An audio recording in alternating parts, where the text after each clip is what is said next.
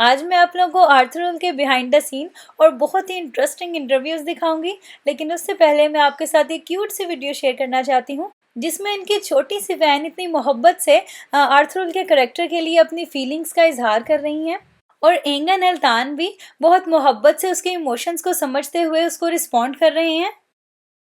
اور جہاں بات آتی ہے شرارتوں کی تو اینگن التان کا نمبر دوستوں میں سب سے پہلا ہوتا ہے، اور جہاں بات آتی ہے مستی اور فن کی تو اس میں بھی یہ پیچھے نہیں رہتے، بلکہ دوستوں کے ساتھ مل کے خوب فن کرتے ہیں، ڈانس کرتے ہیں، بہت زیادہ انجوائے کرتے ہیں، اور کام وہ اپنا بہت سیریس ہو کے کرتے ہیں۔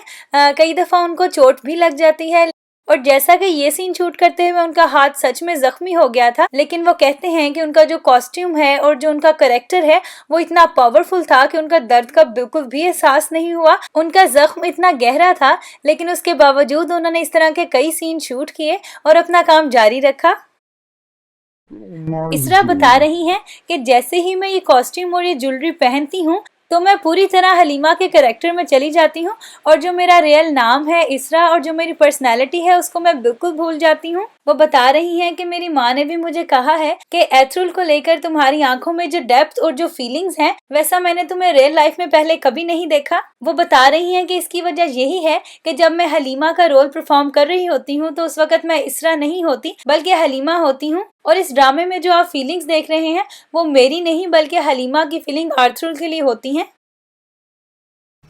اور اینگن التان بتا رہے ہیں کہ وہ ہارس رائڈنگ سیکھنے کے لیے اتنا زیادہ ٹائم سپینڈ کرتے تھے کہ انہوں نے بہت جلدی ہارس رائڈنگ سیکھ لی تھی، اور جب ان کے فیلوز نے ان کو دیکھا اور ان سے پوچھا کہ آپ اتنا سب سیکھ چکے ہیں تو آپ کیا کیا کچھ کر سکتے ہیں، تو انہوں نے بتایا کہ اب میں چلتے ہوئے گھوڑے پر پیچھے رک کر کے تیر بھی چلا سکتا ہوں۔ تو ان کے دوستوں نے بعد میں ان سے بڑے فنی انداز میں پوچھا کہ آپ گھوڑے پہ بیٹھ کر لکھ بھی سکتے ہیں، تو اس پر انہوں نے ہنس کے جواب دیا کہ اگر یہ پاسبل ہوتا تو شاید ہمارے ڈائریکٹر ہم سے یہ بھی کروا لیتے۔ تو اس ڈرامے میں جو ان کے ڈائریکٹر ہیں انہوں نے جتنی پاسبل سکلز ہو سکتی ہیں انہوں نے وہ سب ان لوگوں سے کروائیں۔ ان کا ایکسپیرینس بہت زبردست اور بہت یونیک اور بہت اچھا رہا۔ اور سلجان یہاں پہ بتا رہی ہیں کہ اس ڈرامے میں جو انہوں نے سلجان کا کریکٹر پلے کیا ہے اس کریکٹر نے انہیں ڈسپلن اور رسپانسبلٹی کا احساس دلایا ہے، اور مجھے سکھایا ہے کہ ہر انسان کا دکھ ڈیفرنٹ ہوتا ہے، اور اسی طرح سے اس کو رسپونڈ کرنے کا طریقہ بھی سب کا اپنا اپنا ہوتا ہے، تو اپنے دکھ میں ہمیں اپنی رسپانسبلٹی کو بالکل اگنور نہیں کرنا چاہیے۔ کیونکہ سلجان سلیمان شاہ کی بہو تھی تو ان پر پورے قبیلے کی ذمہ داری تھی، لیکن اپنے باپ کے قتل کے دکھ میں انہوں نے اپنی رسپانسبلٹی کو اگنور کیا اور ساتھ ہی ساتھ اپنے قبیلے کو بھی خطرے میں ڈال دیا۔ وہ کہہ رہی ہیں کہ اس ڈرامے کی کامیابی کی ایک خاص وجہ یہ ہے کہ اس ڈرامے کی سٹوری نے نہ تو کسی اسپیسیفک آڈینس کو ٹارگٹ کیا ہے اور نہ ہی کسی خاص رنگ و نسل کو ہرٹ کیا ہے، اور اسی لیے اس ڈرامے کو دیکھنے والے ہر ایج گروپ سے ہیں، ہر طبقے سے ہیں، اور ہر طرح کے لوگ اس کو پسند کر رہے ہیں۔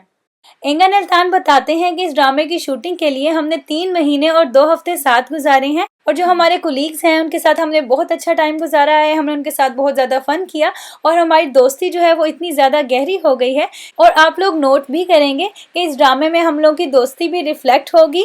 تو آئی ہوپ آپ لوگوں کو میری ویڈیو اچھی لگی ہوگی، تو ہم آگے مزید اس طرح کی جو ویڈیوز ہیں ان کے انٹرویوز کی ٹرانسلیشن، ان کی ڈبنگ کر کے آپ لوگوں کے لیے ضرور اپلوڈ کیا کریں گے، تو اس لیے آپ میرے چینل کو سبسکرائب کر دیں تاکہ نئی آنے والی ویڈیوز آپ لوگوں کو ٹائم پہ مل سکیں۔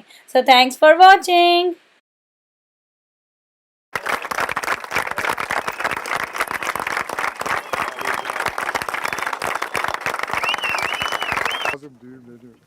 Açın biraz, geniş durun. Çök, in merdivenin altına. Uzun boylu.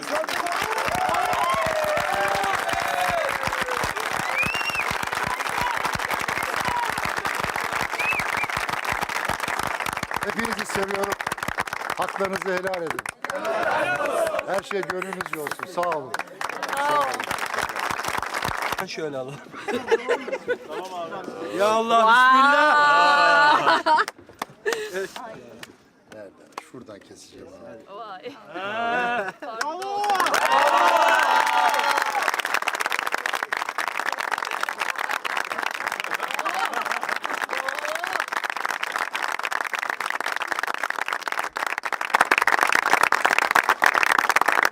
Bak verin, kağıt ayırın şu. Üflemedin abi bunlar. Şunları da üfle abi. Tutamıyor. Üfle şunları. Bir kağıt verin. Nefes yok üfleyeyim abi. Tutamıyor. Çok sağ olun. İnşallah.